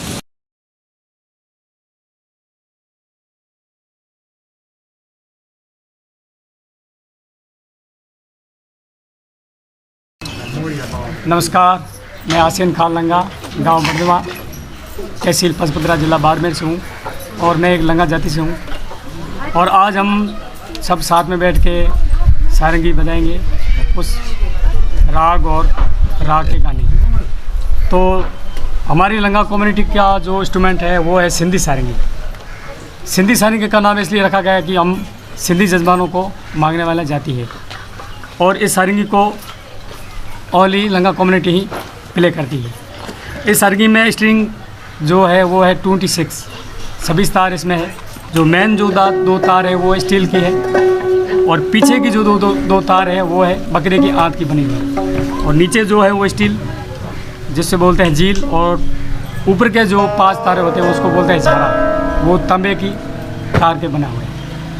तो आज हम सबसे पहले हम जो बजाने जा रहे हैं उनका परिचय देंगे हम आपको. ये कादिर खान लंगा जो सिंधी सारंगी बजाते हैं, और हमारे सबसे बुजुर्ग है नूर मोहम्मद लंगा जो सिंधी सारंगी बजाते हैं, और सदी खान लंगा सिंधी सारंगी, और सरदार खान लंगा सिंधी सारंगी बजाते हैं. और जो हमारे साथ में ढोलक में जो साथ देंगे वो है मंजूर खान लंगा, वो भी हमारे साथ बजाएंगे ढोलक. और मैं आसिन खान सिंधी सारंगी हम आपके सामने प्रस्तुत देते हैं.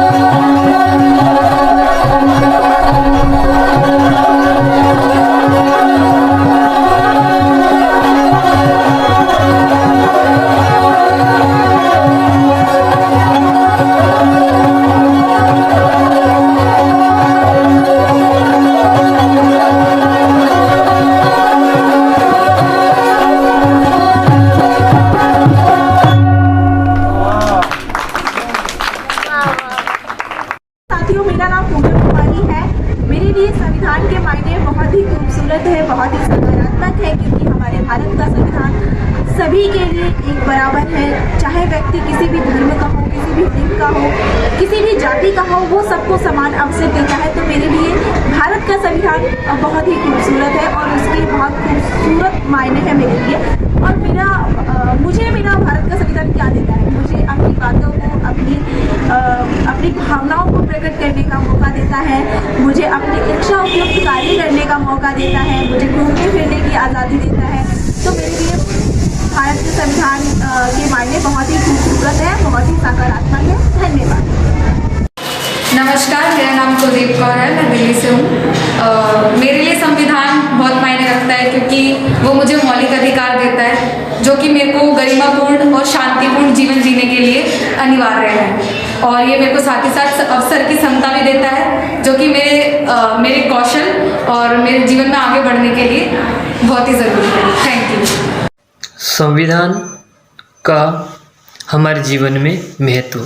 संविधान का हमारे जीवन में बहुत बड़ा महत्व है क्योंकि संविधान के कारण ही हमारे अधिकार एवं कर्तव्यों की रक्षा हो पाती है तथा हम सभी स्वतंत्रता पूर्वक अपना जीवन जी सकते हैं। संविधान के कारण ही जो हमारे देश की लोकतंत्रात्मक शासन प्रणाली है उसको सुचारू रूप से संचालित किया जा सकता है एवं हमारे राष्ट्र की जो व्यवस्था है वो सही रूप से लागू हो सकती है। इसीलिए संविधान हमारे लिए महत्वपूर्ण है एवं इसका हम सभी के लिए बहुत अधिक महत्व है। जिंदाबाद। मेरा नाम मयंक और मैं स्कूल फॉर डेमोक्रेसी के साथ जुड़ा हूँ। कॉन्स्टिट्यूशन डे के अवसर पे मैं अपनी बातें रखना चाहता हूँ कि क्यों कॉन्स्टिट्यूशन मेरे लिए इम्पॉर्टेंट है। और जो सबसे इम्पॉर्टेंट चीज़ मेरे को लगता है कि कॉन्स्टिट्यूशन जो नॉर्मेटिव आइडियाज़ हैं लिबर्टी, इक्वालिटी और फ्रैटर्निटी का,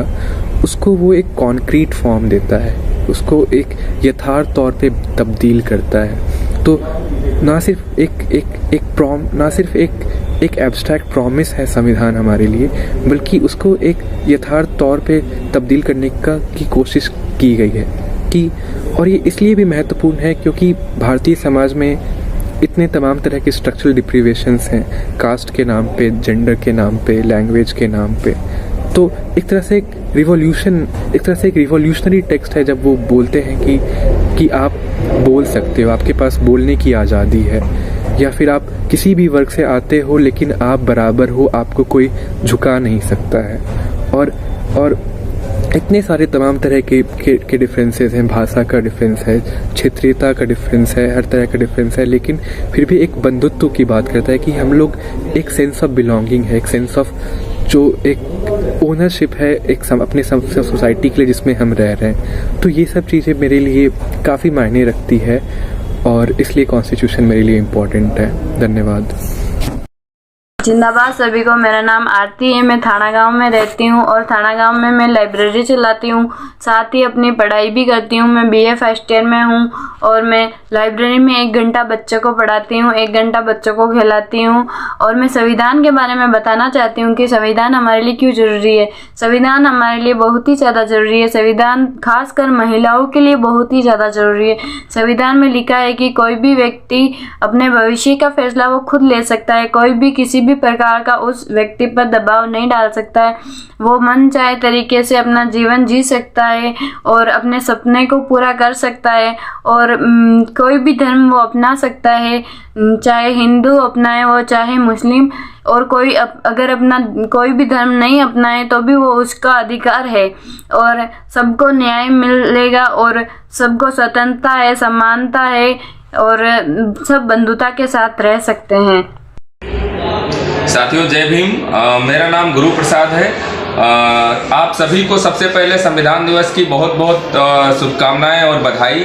साथियों जैसा कि आप सभी लोग जानते हैं कि आज के दिन 26 नवंबर के दिन पूरे देश में संविधान दिवस मनाया जा रहा है और इसका मुख्य उद्देश्य ये है कि ये संविधान दिवस मुख्य रूप से बाबा साहब डॉक्टर भीमराव अंबेडकर जी की याद में मनाया जाता है। उन्होंने इस संविधान को बनाने में काफ़ी प्रयास किया और कठिन परिश्रम करके इस संविधान को बनाया और उनका बनाने का मकसद इस संविधान को इतना बेहतर और एक दुनिया का सबसे बड़ा अनोखा संविधान बनाया इसलिए ताकि यह देश तरक्की पे जाए, ये देश प्रगति करे। इसलिए उन्होंने ये, क्योंकि डॉक्टर अम्बेडकर बहुत दूरदर्शी थे, ये बात सोच के उन्होंने बनाया था, तो उन्हीं की याद में ये आज पूरे देश में मनाया जा रहा है। तो हम सब की जिम्मेदारी है कि अपने अपने बच्चों को जहाँ पे हम लोग काम करते हैं कार्य क्षेत्र में ज़रूर संविधान के बारे में बताएं, संविधान की उद्देशिका के बारे में बताएं, संविधान किसने लिखा है उनके बारे में बताएं, जिससे कि हमारा समाज जागरूक हो सके और आगे बढ़ सके। जय भीम। जिंदाबाद साथियों, मेरा नाम गीता है और मैं मंगोलपुरी दिल्ली से हूँ। मेरी नज़र में संविधान एक आग है कुरीतियों को ख़त्म करने के लिए। हमारे जितनी भी धर्मों में कई प्रकार की कुरीतियां हैं, हर धर्म की कुरीतियों को ख़त्म करने के लिए ये एक आग है जो कुरीतियों को जलाती है। ये वो हथियार है जो इंसान को अपने हक के लिए लड़ने के लिए, आगे बढ़ने के लिए ताकत देता है और आगे बढ़ाता है। पिछड़े हुए को मौका देता है आगे आने का, दबे हुए को मौका देता है ऊपर आने का और अपनी बातों को रखने का, स्वतंत्रता पूर्वक जीने का। इंसान को इंसान का हर अधिकार देता है। अधिकारों का जो एक आप बोल सकते हैं कॉन्फिडेंस कि आपके भी अधिकार हैं, आप किसी के गुलाम नहीं हैं, आप अपने हक के लिए आवाज उठा सकते हैं। ये सारी ताकत हमें सिर्फ संविधान देता है। महिलाओं को, दलितों को बराबर आने की आगे अपॉर्चुनिटी संविधान देता है। Thank you. मैं सुरेश चंद्र बैरवा दौसा से। भारतीय संविधान में 22 भाग 12 अनुसूचियां हैं। भाग 3 में जिसमें अनुच्छेद 14 समता का अधिकार, अनुच्छेद 15 के अनुसार मूल वंश, जाति, जन्म स्थान के आधार पर किसी प्रकार का भेदभाव नहीं करेगा।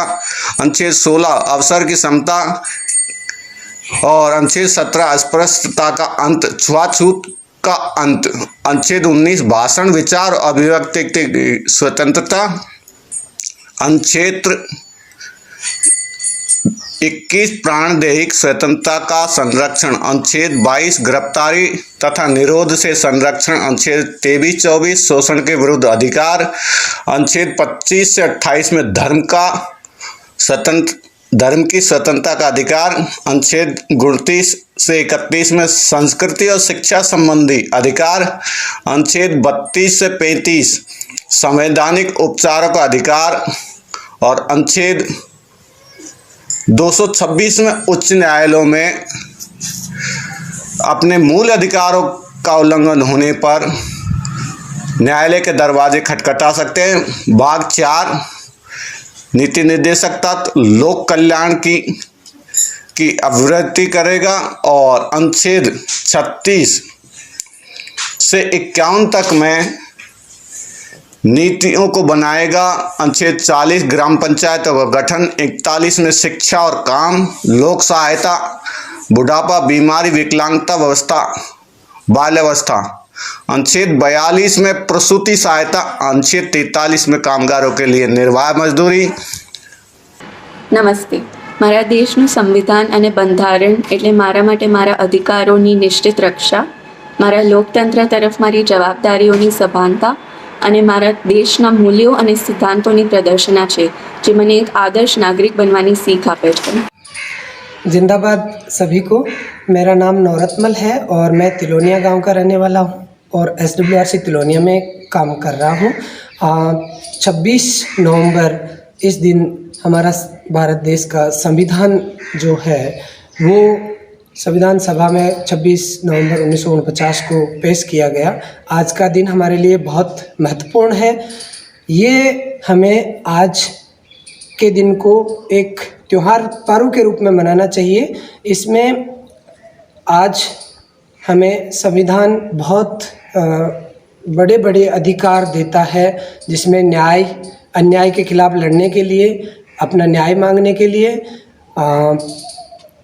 बंधुता बढ़ाने के लिए और बंधुता बनी रहे, सभी धर्मों के लोग, सभी पंथ के लोग एक साथ मिलजुल कर रहें, शांति से, भाईचारे से रहें।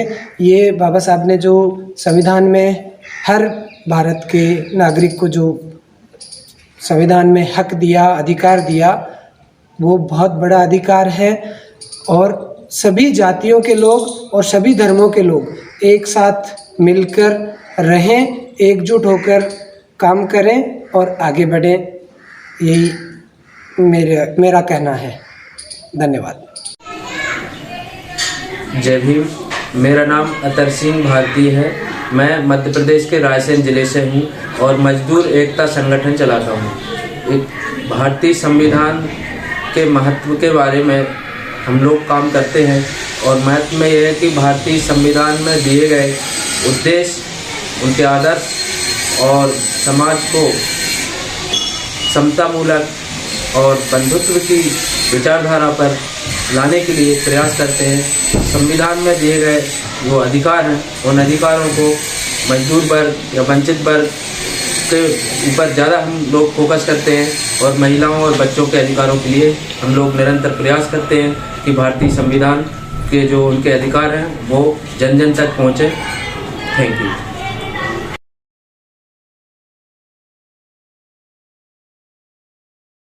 नमस्कार, हमारा नाम हेमनाथ है और मैं तिलोनिया SWRC में काम करूँ संचार विभाग टीम के साथ। और आप 26 नवंबर की अगर बात करा तो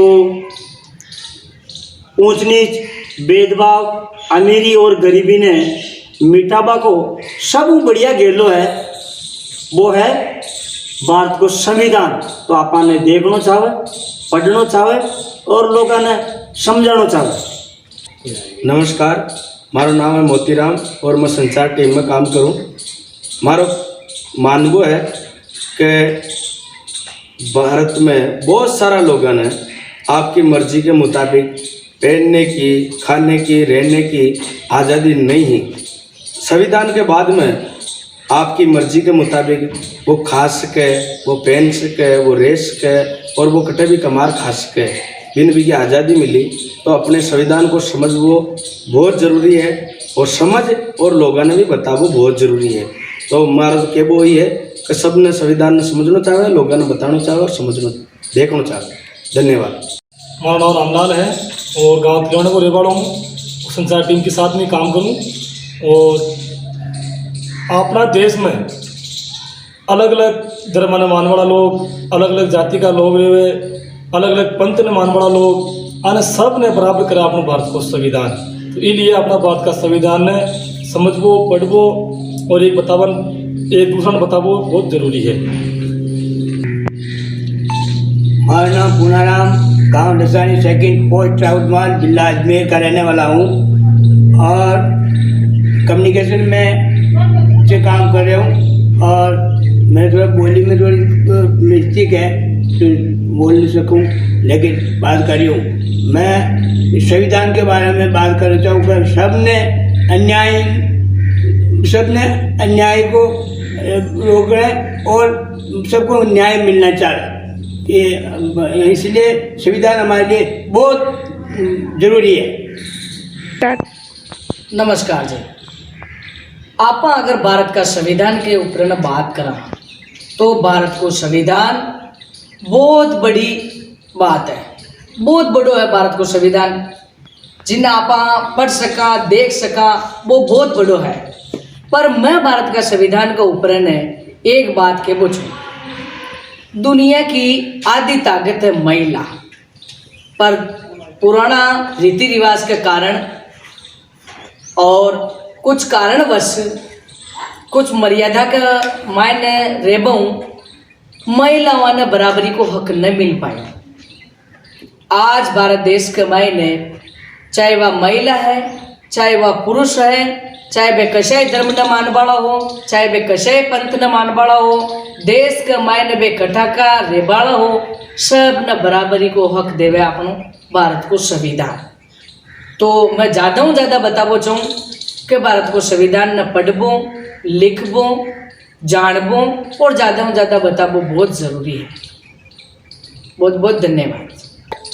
संविधान संदेश को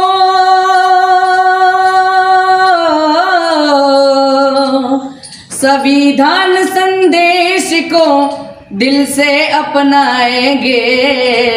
हम भारत के लोग देश का मान बढ़ाएंगे।